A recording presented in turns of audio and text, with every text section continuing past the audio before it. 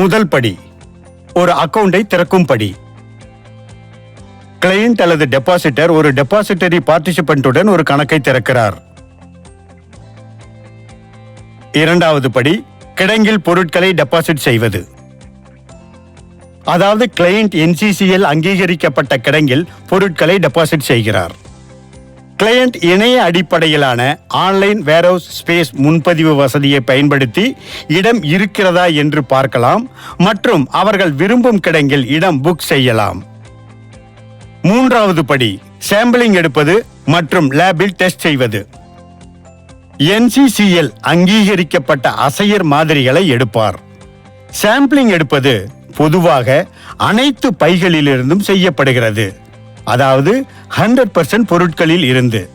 அனைத்து பைகளிலிருந்தும் சேகரிக்கப்பட்ட சாம்பிள்ஸ் ஒன்றாக கலக்கப்பட்டு 4 பகுதிகளாக பிரிக்கப்படுகின்றன மற்றும் டெபாசிட்டர், கிடங்கு சர்வீஸ் புரோவைடர் மத்தியில் விநியோகிக்கப்படுகிறது.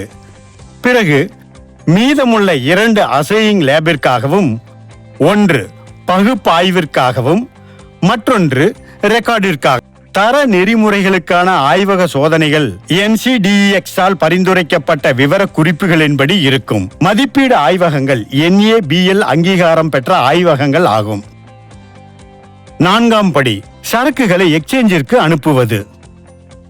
குறிப்பிட்ட விதிமுறைகளின்படி பொருட்கள் நிராகரிக்கப்பட்டால் சம்பந்தப்பட்ட அதிகாரி டெபாசிட்தாரருக்கு தகவல் தெரிவிப்பார்.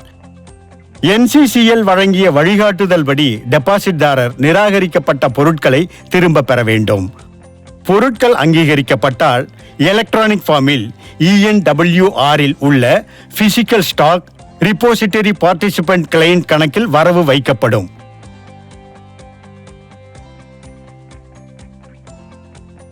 எலக்ட்ரானிக் கிரெடிட் செய்யப்பட்ட பொருட்கள் பரிமாற்ற மேடையில் வழங்கப்படுகின்றன. பரிமாற்றத்தில் பொருட்களை டெபாசிட் செய்வதற்கான முழுமையான செயல்முறை இதுவேயாகும். இந்த வீடியோவை பார்த்ததற்கு நன்றி.